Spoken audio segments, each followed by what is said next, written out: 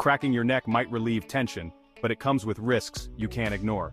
You see, when you twist and pop, you're stretching your neck's ligaments and joints. Over time, this can lead to instability. And here's the shocker. It can even cause a stroke. Yes, you heard that right. There's a vital artery in your neck, and if it gets damaged, you're in trouble. We're talking about blood clots, reduced blood flow to your brain, and the potential for a life-threatening situation.